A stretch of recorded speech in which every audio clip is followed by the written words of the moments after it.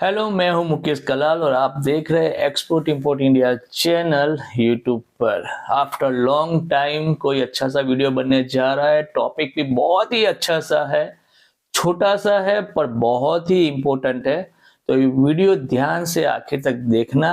अच्छा लगे तो लाइक करना और मेहरबानी करके कमेंट जरूर करना, क्योंकि मुझे जानना है ऐसे कितने लोग हैं कि जिनके साथ ऐसा हो सकता है या वो लोग ऐसा नहीं करते हैं।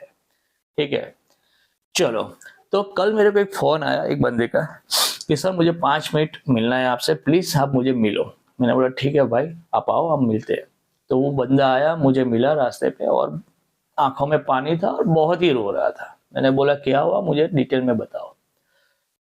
अब वो बंदा था, उसके करीबन उसकी उम्र होगी करीबन 25 साल जितनी उसकी उम्र होगी, और उसने नया नया एक्सपोर्ट चालू किया था। 6 महीने लगा दिए थे, बहुत मेहनत किया, अच्छे से ऑफिस लिया, नया ऑफिस लिया, डॉक्यूमेंट सबमिट किया, कंपनी ओपन की, बायर ढूंढे, मेहनत करी वगैरह सब कुछ। पहला ऑर्डर मिल गया, ये उसका फर्स्ट ऑर्डर था। उसको 100% एडवांस पेमेंट भी मिल गया। उसके बाद उसने एक्सपोर्ट किया, उसका एक्सपोर्ट था बाय एयर से। तो बाय एयर से जब उसने एक्सपोर्ट किया, अब एयरलाइन की गलती की वजह से उसका एक बॉक्स मिक्स हो गया। जो मिस हुआ था बॉक्स, उसकी वैल्यू थी करीबन $15,000।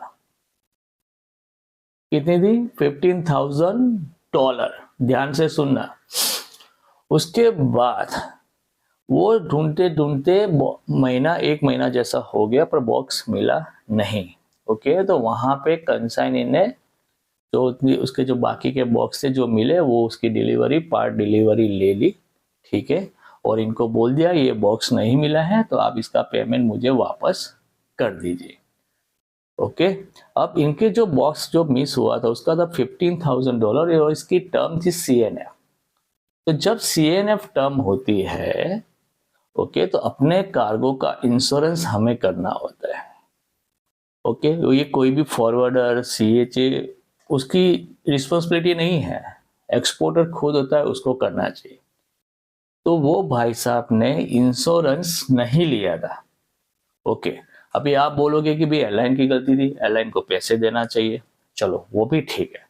पर आप कभी भी देखना, कभी भी अगर आप एक्सपोर्टर हो तो जब भी आपके पास एयरवे बिल आता है, ये आप सी में देख लेना कि आपके पास बिल ऑफ लेडिंग आता है, उसके पीछे की कंडीशन आप पढ़ना कि आपका कार्गो, अब शिपिंग लाइन छोड़ो, आप एयरपोर्ट भी छोड़ो, एयरलाइन भी छोड़ो, इवन आपका कार्गो CFS में पड़ा है या किसी कस्टोडियन के अंदर पड़ा हुआ है, कहाँ पे भी, तो आपका कार्गो कभी भी जब मिस होता है या उसके साथ कुछ होता है तो वो लोग पूरा वैल्यू आपको नहीं देते। अगर आप वहां से क्लेम करोगे तो उनकी कंपनी की टर्म एंड पॉलिसी के अनुसार जो भी मिलता है वही आपको मिलेगा।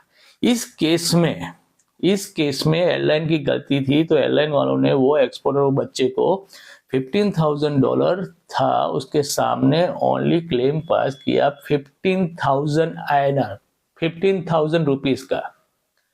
समझ रहे हो? अब वो बंदा बोल रहा है कि सर आप मुझे सॉल्यूशन लाके दो। इसका सॉल्यूशन कुछ नहीं होता है। जो करना होता है एक्सपोर्ट में पहले करना होता है। अब उसने इंश्योरेंस नहीं लिया है तो वो क्लेम नहीं कर पाएगा, और एयरलाइन जो भी दे रही है उसको लेना पड़ेगा, उसके पास कुछ ऑप्शन बचा नहीं है। तो उसके पहले ही केस में, पहले ही एक्सपोर्ट में उसको $15,000 का लॉस हो गया। तो वो बच्चा कहीं से भी मैनेज करके, फंड मैनेज करके वो एक्सपोर्ट कर रहा था। तो अब वो एक्सपोर्ट दोबारा करने की सोचेगा? यस और नो?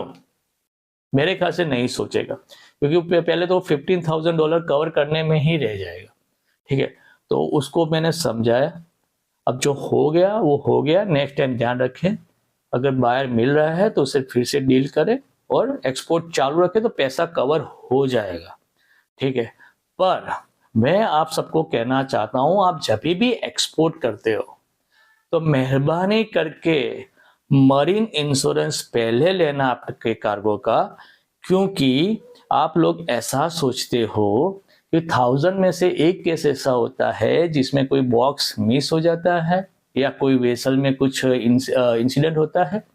तो इस बार थोड़ी होगा, नॉर्मली तो चला ही जाता है।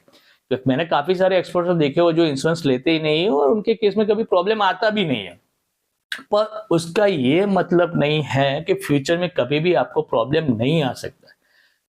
कोई ऐसा इंपॉर्टेंट शिपमेंट हो वहां पे उस टाइम पे जिस दिन आपको प्रॉब्लम आ गई तो आपको बहुत ही फाइनेंशियली लॉस होगा। तो सभी अपने चैनल पे जितने भी लोग हैं, जो भी सब्सक्राइबर है, जो भी आपके रिलेटिव्स वगैरह, जितना इसको शेयर करना चाहिए शेयर करो, बात करो, अवेयरनेस फैलाओ। अपने कार्गो की जो भी है इंश्योरेंस ले, उसमें आलस ना करें, क्योंकि कभी भी आपके कार्गो के साथ कुछ भी हो सकता है। इंश्योरेंस होगा तो सेफ रहेगा। अगर ये केस में भी मैंने जो बताया, उसने अगर मरीन इंश्योरेंस लिया होता तो एयरलाइन और शिपिंग लाइन तो उसकी कंडीशन के हिसाब से क्लेम पास करती है, पर अगर उसने दूसरा इंश्योरेंस लिया होता तो वहां से वो उसकी फुल अमाउंट के लिए क्लेम कर सकता और इससे ज्यादा ही अमाउंट उसको इंश्योरेंस में वापस मिलती।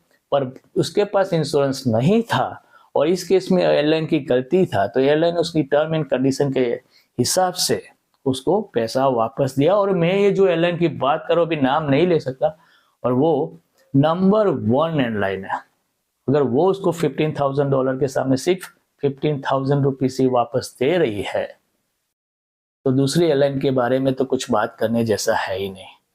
तो गाइज, ये वीडियो अच्छा लगा हो तो लाइक करना, चैनल को सब्सक्राइब करना और कमेंट में जरूर बताना ये वीडियो आपके लिए हेल्पफुल है कि नहीं। तो प्लीज चलो मिलते हैं नेक्स्ट वीडियो में। Till then bye bye. हाँ, और एक चीज, जो लोग मेरे साथ व्हाट्सएप में ज्वाइन करना चाहते हैं, मैं व्हाट्सएप में मेरा ब्रॉडकास्ट लिस्ट है, मैं सबको जब भी मुझे टाइम मिलता है तो मैं ब्रॉडकास्ट में कुछ ना कुछ ऐसी इंपॉर्टेंट मैसेज भेजता रहता हूँ।